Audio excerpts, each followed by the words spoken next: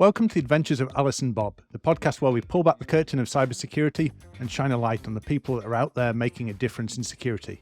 To find out what drives them, motivates them, and dive into some of the events and exploits that have helped shape their careers. I'm your host, James Maud, and today's guest is without a doubt one of the most impressive guests we've had on the podcast. Bianca, also known as Bianca Lewis, is a 16-year-old hacker, maker, and educator. She received national attention for hacking a voting system at DEFCON 26. Her work there was highlighted by the US congressional hearing on election security, and she's gone on to start Secure Open Vote Project to create a secure election system for the future. As if that wasn't enough, Bianca is also founder and CEO of Girls Who Hack, an organization focused on teaching girls the skills of hacking so they can change the future. Bianca, welcome to the podcast. Hi, thank you so much for having me. Not a problem at all. We're absolutely delighted to have you on here. And I know previously you've appeared in a Vice documentary with our CTO, Mark Mayfrey. So great connection to meet up with you there and get you on the podcast. Yeah, it's really cool. So we're going to start at the start, which scarily is not that long ago, perhaps. But I understand you started learning programming when you were first in kindergarten. So what was that first experience in programming like for you? So back in my day when I was young, I love making that joke.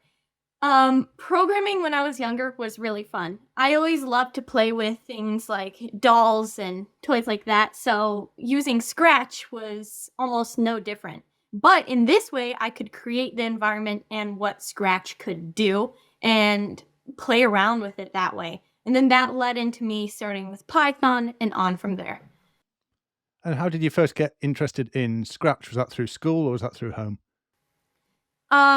I don't know how it is now, but back in my day when I used to go to school, they didn't have any like coding classes or anything.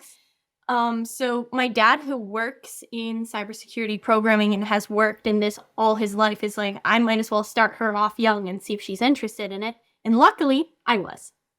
And speaking of starting things young, you gave your first conference presentation at 10 years old, is that right? 10, 11, around that age, yep. And what was the topic? How did you come to speak at a conference? So it was B-Sides Delaware back in whatever year it was when I was 11. 16 now, do the math. I did a talk on ciphers and secret codes and messages so that you can write secret codes to your friends and such. My biggest inspiration for that is, I don't know if any of you guys have heard of it or seen the show, but I loved Gravity Falls. And at the end of every episode of Gravity Falls, they would have a secret message at the end of the episode that you had to decode to get a hint of what's happening in the next episode. Highly recommend the show, even for you adults. And that was my biggest inspiration for doing that talk. And I did it, and I loved teaching people about things that interested me, and maybe to see if they were interested in it as well. And that just kind of started my career, if you would call it that. That's fantastic. And one of the things that obviously people often talk about with first conference presentations is, the fear of getting up in front of a group of people, imposter syndrome, and all the nerves that come with standing up on a stage. Was that just something that came naturally to you, or were you nervous before you went up there? I was born an extrovert, thankfully. So I was able to just go up there and be excited. Before I do talks, I'm always still nervous. I'm nervous I'll mess something up, especially with my bigger talks, like my election talks. I don't want to get the facts wrong, because if I say something wrong, then people will be like, actually, that is not correct. And I guess it's maybe also a bit of a fear of the whole imposter syndrome thing, like, oh, she's just a kid, of course she doesn't know this stuff for real. And I feel like if I mess up, then people are gonna see the man behind the curtain sort of kind of thing, if that makes sense. But in the end, once I get on stage, I kind of snap into this zone, and I'm talking about what I love to talk about, and it's a subject that really interests me, and I think that's what really drives me forward. And is that kind of where you've got into all these areas? It's just been something you've just followed your passions. These have been things that have been of interest. You mentioned your dad's in the cybersecurity industry, so you've obviously been exposed to some of the things. Are you just constantly like looking out at different technologies, different things, and thinking, what could I do with that? Yes, definitely. The way I do talks is a little unorthodox. I pick a subject that interests me that I don't really know anything about at all, like election security. I put out for me to do a talk at like DEFCON, B-sides, etc. If they accept the talk, then I learn about the thing, then make the talk. I don't know about the subject until my talk is accepted. Then I'm like, okay, now I have 30 days to learn about this subject and make a talk on it. I think that's a really fantastic approach, actually, that just forcing your hand there to dive into something that's of interest to you.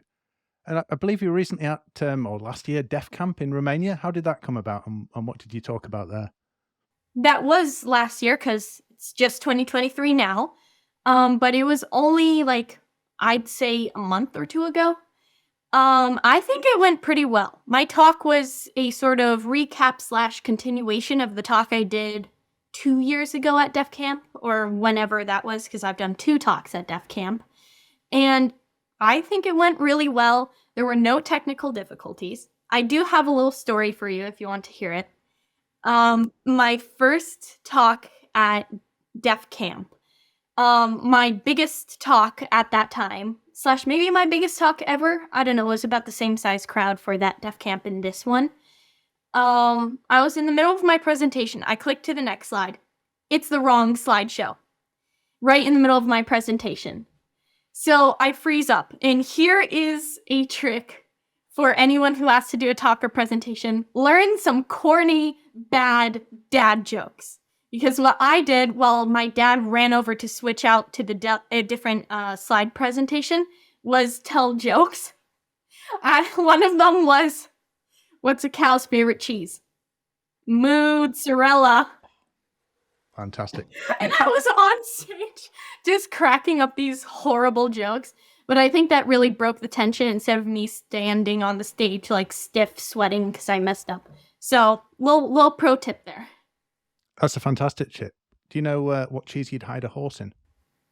What cheese? Mascarpone. That's so bad. It's so good. There you go. So we're both now prepared for conference failures in AV equipment and slide decks. Exactly. That's fantastic. So given that you've been talking about election interference at these conferences and the security of it, let's go back to how you first came to be involved in this area. And one of the stories we've got to talk to you about, obviously, is how you first gained national recognition hacking the voting system, reporting system at DEFCON 26. So could you set the scene for us there? How did you come to be at DEFCON hacking voting machines? Okay, it was DEFCON 26. And I went to the Roots Asylum at DEFCON, which is the kids' asylum that they have for kids to have their own space, their own mini-con inside of DEFCON where they can make badges, lockpick, etc. And they were holding a mock election system for us kids to try to hack and change the vote count using either like SQL injection or cross-site scripting, something along those lines. It gave us this little packet. We read through the instructions. First, it explained like what this attack is, why we're doing this, how the system works. Then we got to do it. So I'm sitting there. All these kids range from ages like as young as 7, 8 until as old as maybe 14, 15. So it's this table of literal children hacking a mock election system when they could barely type on a keyboard without using just one finger. And all us kids were able to do it in under 15 minutes. I think that was the biggest awakening for me.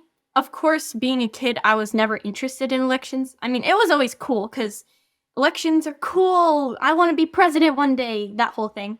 But seeing how flawed this system is and how I, who could barely use a mouse in my tiny hand, was able to change the vote count, I'm like, how can the adults not figure this out? There has to be a better way to do this to make it more secure. And then I started doing research, watching documentaries and such. That's when I did my first talk on election security, which wasn't the one in DEF Camp. I think I did it at DEFCON. Yes, at DEFCON. That's when Congresswoman Mickey Sherrill of New Jersey saw my work and invited me to go to a congressional hearing on election security. At that hearing, I got to meet all the different congressmen and women before the actual hearing itself started, and got to talk to them one-on-one on their concerns and their questions and everything to do with election security. And I could see that they're politicians, but they know nothing about it.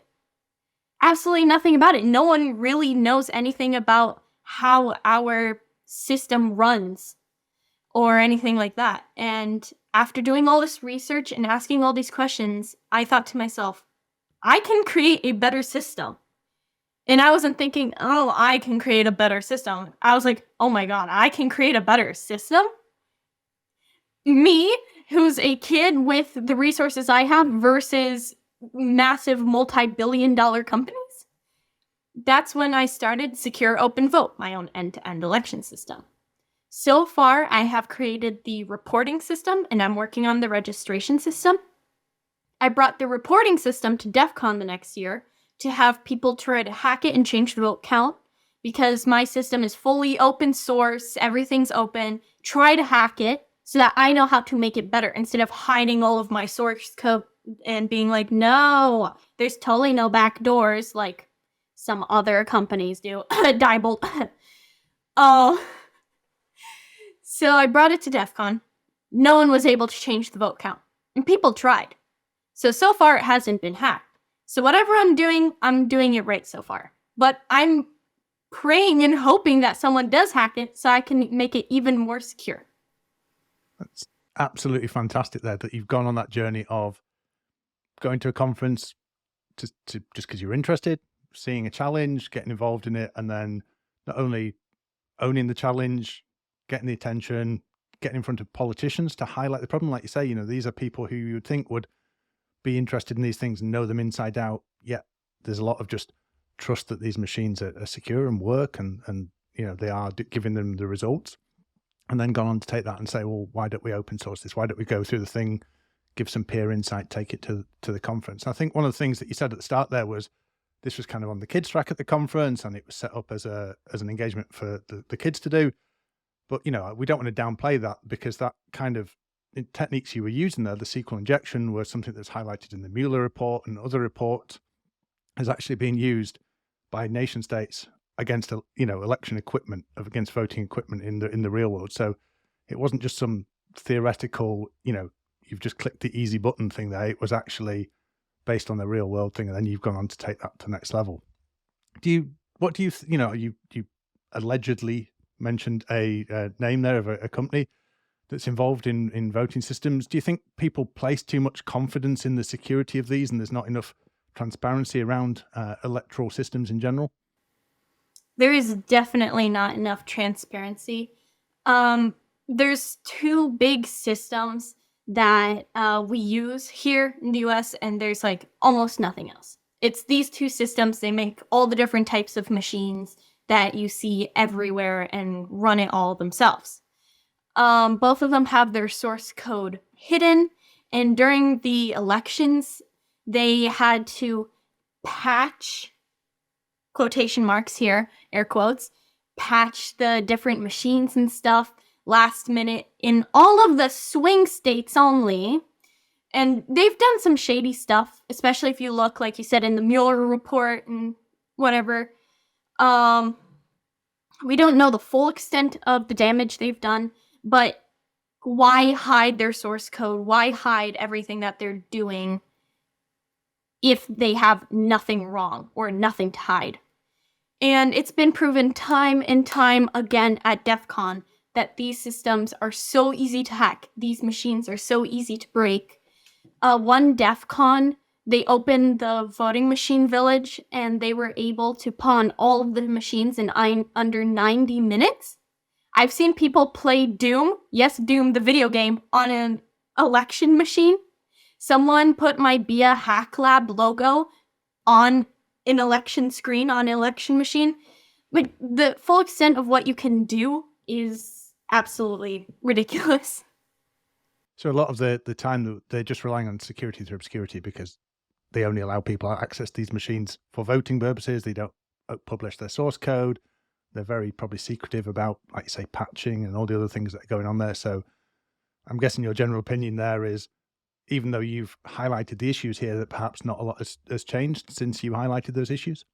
No, definitely not. Security isn't really their first priority because they don't have any real competitors since they are the ones being used everywhere.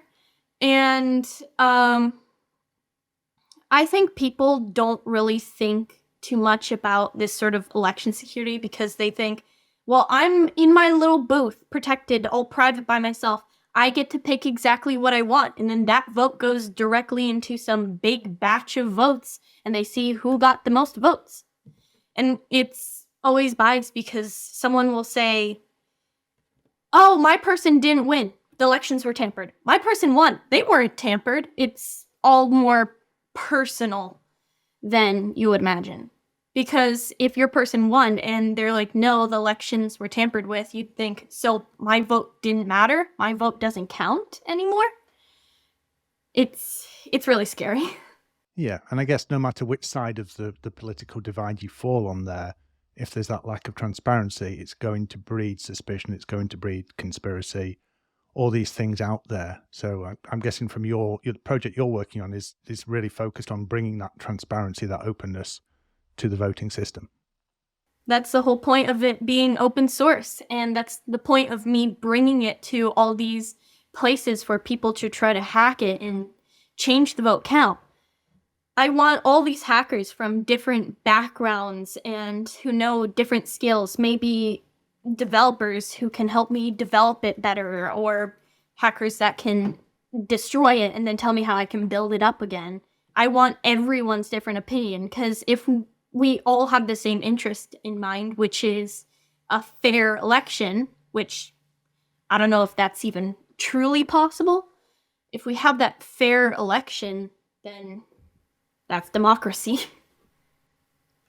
You're impressively cynical for your age. I'm very impressed with that. Thank you. Well, so you mentioned the project. You've started it. You've taken part of it to DEFCON to be tested. What's the next stage in that project for you?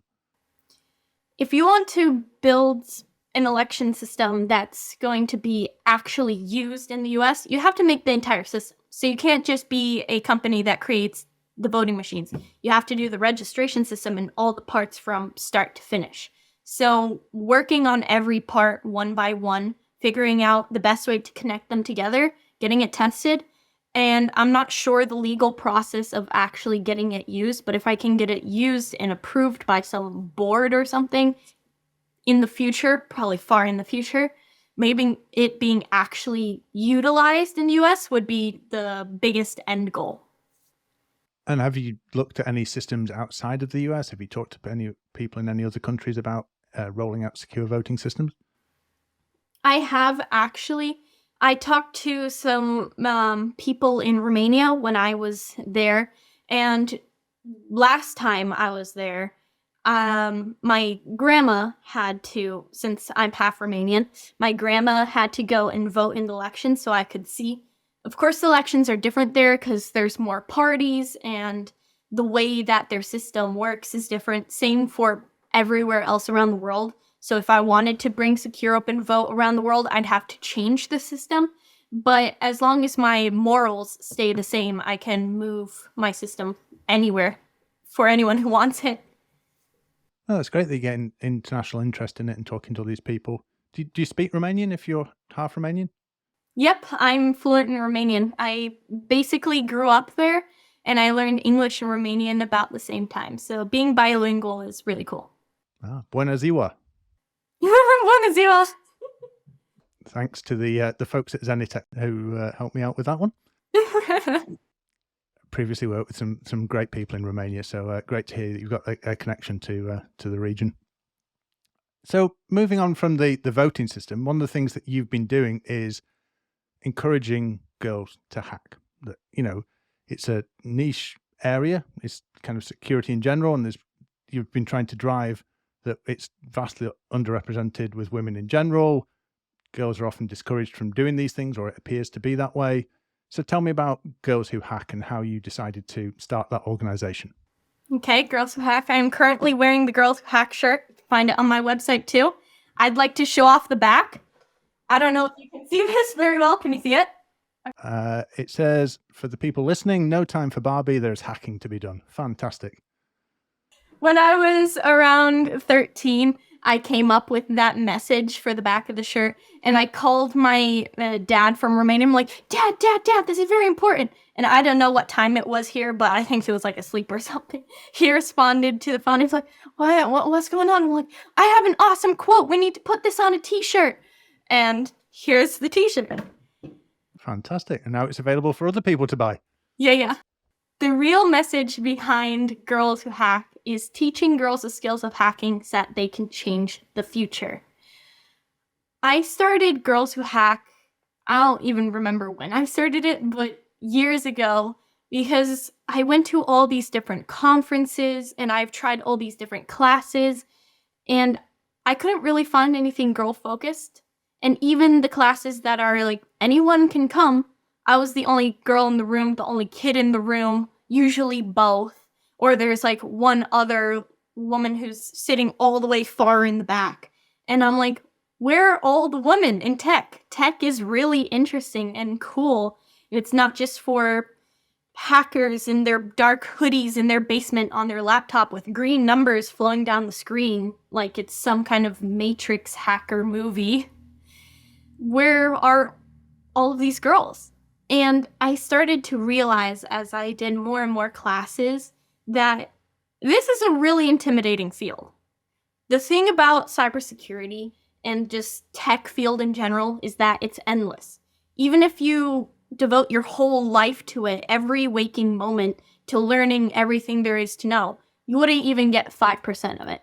New stuff is coming out every day, new attacks, new patches, new machines, new technology. iPhone comes out with a new phone every 2 days.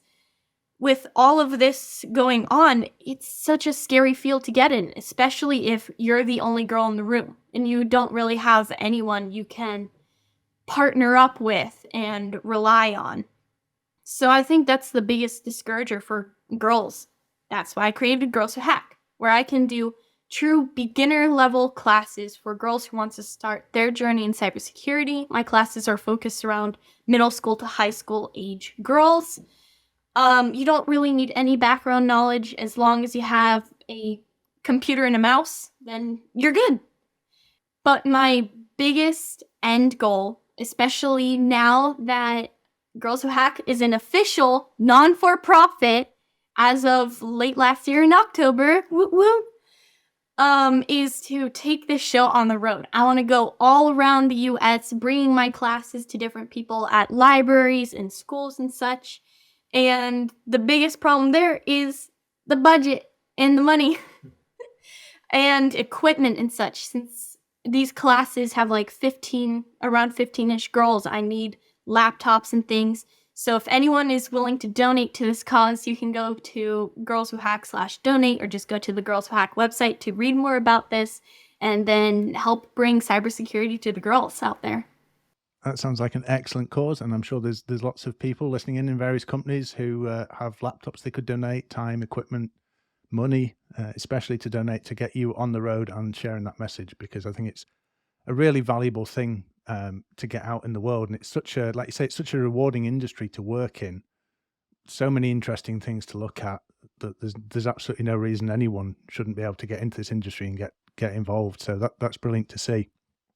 One of the things, obviously, you self-identify as an extrovert and you're comfortable standing up, delivering these classes, getting involved, learning to program and all these kind of things. But that initial thing for someone, so what would you say for a young girl who maybe is interested in joining a coding club after school or becoming involved in those things, but maybe feels a bit intimidated by being the only girl, or, what would you say to them to get them hooked on this area? Having a good support system is really important. I think reaching out to your friends and family, and even if they can't or don't want to join the class with you, maybe talking to them about like your concerns, your problems, or maybe just talking about what you've learned that day in your class or what you want to learn. They can encourage you to go to this class and do even more amazing things. What really helps me, and this is just a personal thing, is before I go to a class, I like to have a little bit of background knowledge so I don't feel completely lost or blank. Usually, and this is really sad, beginner classes, again with the air quotes, aren't really targeted at beginners. And you end up having to Google different words and look them up on Wikipedia, leaving you to wait, what's this word? What's this word? What does this mean? What does this do? And it leads you in an endless loop of what's going on. So getting a slight form of background knowledge that you can get from my website. I have all my classes on there if you need some background knowledge. Getting some background knowledge before joining a class can give you a good, stable ground. There's endless resources and classes online as well that you can look at and get a little bit of background knowledge, watch a few videos. Once you actually get into the class, you can feel more confident because you have that steady ground to go on. I think that's a great recommendation. And I know one of the things you've mentioned in a previous interview is that being able to see something out, it's not just the like I say, the green console thing with the text flashing down it. If you can, in Scratch, you can make the cat move around, you can create a game, you can create an environment. Have you got any recommendations for people interested in maybe the hardware side of things? The hardware side of things. Oh goodness. Well, a good place to start is definitely taking apart things and seeing how they work. One of my favorite things at a lot of different conferences, mainly B-Sides does this, is they have this thing called Destruction Alley in the kids track, where people donate old broken machines, computers, monitors, keyboards, etc. for the kids to take apart with screwdrivers and things to see the different pieces and how these different things work together. And there's adults there, and you can be like, what's this piece do? What does this do? There's endless videos online and stuff where you can watch about different pieces and how they go together so that you can look at your own laptop. I say that with warning, be careful if you're going to take apart a machine. Just be prepared to maybe break something. So taking those things apart. One fun thing that I really love and highly recommend to anyone, as long as you're over the age of like 5, is to try soldering. I actually have beginner soldering kits on my site with my my logo, which is Fluffy McGlittersparkle, a cat design I created forever ago, where you can get a board and then add whatever you want to it. You can add different LEDs. You can make it make noise. Adafruit has a lot of great things on their site for beginners as well.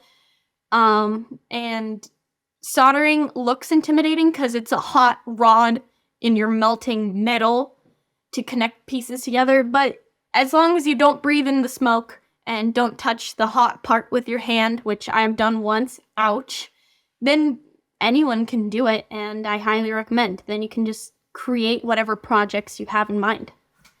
Absolutely. And I think, like you say, Adafruit's out there. There's lots of little boards and modules that you can start to, even if you're not soldering, potentially just plug together, but then also link in with the software. So you've got the Arduino boards and the Raspberry Pis, and you can then see that physical outputs from the code you're writing, turning on the lights, turning off the lights, reacting to things. So really interesting area to get into, and I just wish we covered more of these things in school. So I don't know if has this ever been covered in your formal education, any of this programming or hardware or electronics? Well, we did have a computer class. I went to a small private school, so my experience is definitely different. And I know for a fact that most schools now, even public schools, have different coding classes. But back when I was in middle school, they did have coding classes, very, very beginner coding classes. Thankfully, my dad came in and created the coding club at my school, which was really fun to be part of. Having my dad be the teacher was a little weird, not gonna lie. But it was cool to see all my other friends, and I even got some of the girls in my class to come and join it and be part of it. It was really fun. I wish there was more technology in school, since this is a field of work that is never going away. People are always like, robots are taking our jobs. But who's creating those robots? Whoever's creating those robots is the one who's always going to have a job. So technology being an endlessly big field it's important to teach students in school about it. And now I'm homeschooled, and I have been homeschooled since the start of high school.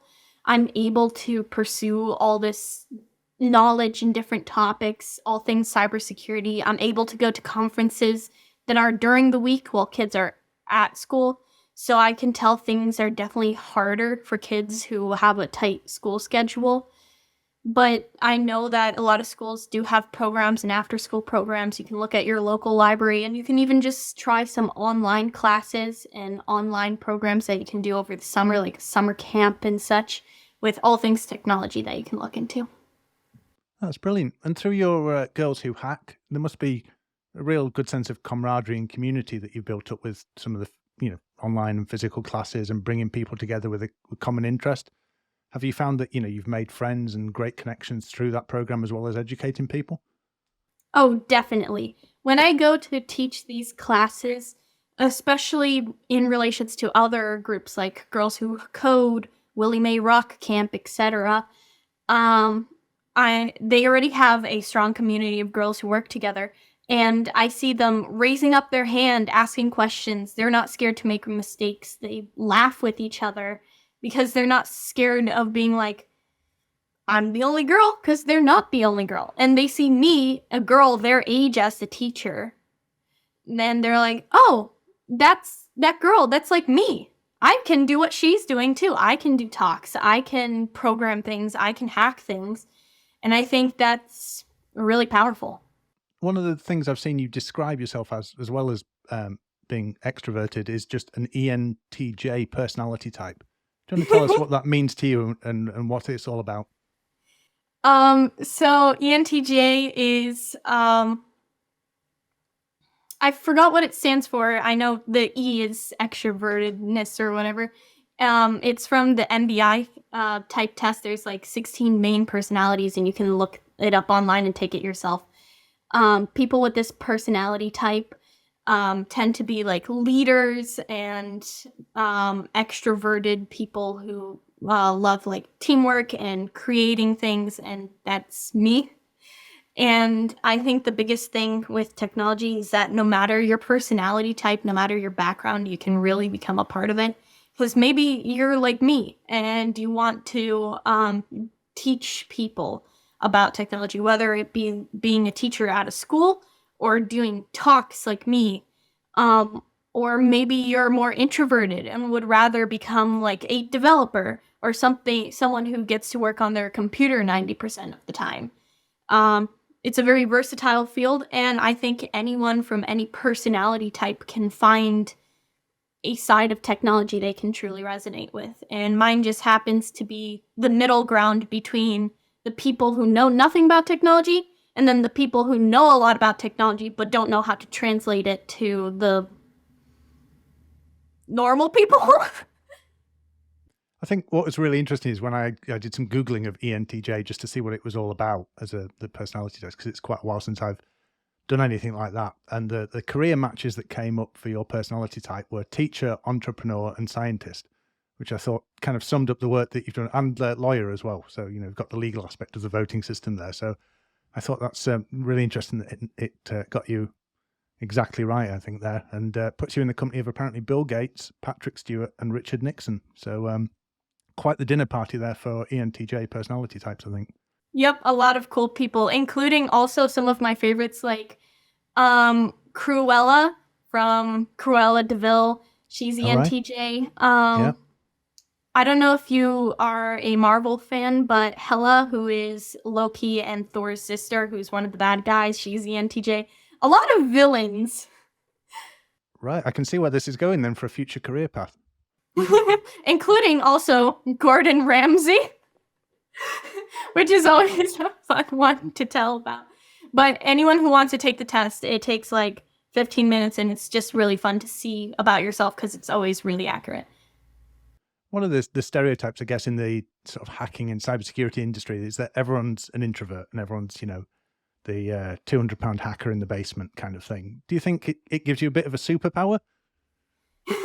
Mine goes to like the IT crowd kind of people, like the nerd, the glasses, The people in the classes, usually in their basement on their dark, scary laptop, usually living in their mom's basement, about to crack the code and say big words that don't actually make sense together, like reverse the software, hardware engineering of the 225, and just like random stuff like that. I think it has a big impact on media and how we're portrayed. And I go to people and they're like, what are you interested in? And I'm like, cybersecurity, I'm a hacker. They're like, are you? Because they're expecting something different, I guess. And I think this is the year to change that agenda and really show the world who we are. Absolutely. And one of the things I've actually talked to guests on previous podcasts about is that, we talk about there's a cybersecurity skill shortage, but what we've got a real shortage of in this industry is people who can tell the story of security, explain to those, officials in government why it matters that this thing needs to be open source, needs to be transparent, why it matters that we need to do some security testing and get these things to places like DEFCON for people to try out. So I think that's really good. And you've got, a really good mission there of making sure that people don't just think you hide in a basement and do things, that we need people out there shouting about these things and moving the conversation forward with the normal people, I think, as you called them, and getting that going. So we're starting to get toward the end of our time together here today, but I just had a few final personal questions for you. So who's inspired you on your journey so far? I have an endless list, honestly, because everyone I've met in cybersecurity has been really supportive. And I think once you start talking even to like the introverts who would rather be alone, they go to these conferences like DEFCON and they're with people who are interested in the same things as them. You can walk up to anyone on their laptop and be like, hey, what are you doing? Can you show me too? Some of my biggest influences, I think, actually, if I had to pick one, it would definitely be Lady Ada from Adver Industries, of course. I met her once at Hope years and years ago. She stood out to me mainly because of her pink hair, I must say. And I'm like, wait, what do you do? And she's like, oh, I run my own company and I create awesome light up boards. Here's a board for you too. And that's how I got my first, I forgot what it's called, but it's like a circular board with different lights on it. And I'm like, I want to be like you when I grow up. I want to be like a strong, independent woman with awesome pink hair who has her own company and is really cool. And then that same year I dyed my hair and started my company. That's fantastic. I don't really want to necessarily say friends because we're not that close, but she's definitely been a big mentor to me, and I've loved every conversation I've had with her. And if anyone has the honor of meeting her, you'll agree with me that she is an amazing person. Absolutely. I've never had the chance to meet her, but I've been a big fan of her work, the tutorials that they put out there, the hardware that they build for people, the NeoPixel things to play with. I have the drawers behind me are full of little bits of Arduino and Adafruit circuits and things. So absolutely, it's definitely worth looking Lady Ada and the work that her company does there, because it's fantastic. And if there was a misconception, do you think people your age have about being a hacker, what do you think it is? That it's a bad guy thing. That hacking is a bad thing. And adults believe this too, but I think they know a bit more about it. But usually that when I say I'm a hacker, they're like, what have you hacked? Have you like hacked video games? That's the number one question I always get, especially from younger kids, is like, have you ever hacked a video game? And that hackers are bad guys. And I'm like, you can do all these hacky things as a good person too, to help people create better, stronger systems. Brilliant. And what do you think? So in terms of like hacking covers such a variety of things that, like you say, there's a misconception that hackers are the bad guys and it's computer code, but hacking traditionally is just exploring things, isn't it? It's just taking things apart. So what's an area that you haven't looked at yet that you're really interested in getting stuck into at some point? One thing I've been interested in, especially since it's on the topic of elections as well, I've always been interested in, and I have done talks on it, on like social engineering / psychological warfare kind of style things. One thing I don't understand and I wish I knew more about was things like deepfake and creating fake photos and videos that are scarily realistic. So AI generated art. I know that's a big trend right now on like TikTok and such, is AI generated art and videos, and how you can create a video of, I don't know, like Putin doing the renegade or whatever. But malicious terms. That's something I'm really interested in, is all of that being used, because I get questions on that every time I do my election talk, is like, oh, what about deepfake? How does that work? How can you tell if something is a deepfake video? And I do have answers for those questions, but they're a bit more vague, and I'd like to have a more strong set answer. And you strike me as someone who has multiple projects on the go at once. So what's left on your to-do list at the moment? Other than taking like Girls Who Hack show on the road, it's continuing my election system and just continuing all these projects that I've worked so hard to start up. And now that the con craze is over for a little while, I actually have time to sit down and work on all of these without being like, okay, now I gotta make this talk and practice it, then go do it. Okay, now I have to do this talk and then this talk, and I don't get a chance to actually do the things. Now I can explore more things, work on more things, so I have things to talk about when con season starts up again, which I can't wait for. And as we wrap up here, is there anything else you wanted to get out into the world? Any messages you wanted to share with people before we round this off? Nothing really, but hack the planet. Hack the planet indeed. No, that's a great way to end that. So thank you very much for your time today. It's been fantastic to talk with you about the work you've done so far. Really excited to see you take things to the next level, become the evil Cruella villain in charge of hacking at your own companies. Really, thank you for taking the time to talk to us today. It's been brilliant to speak to you. Thank you so much for having me. This was super fun.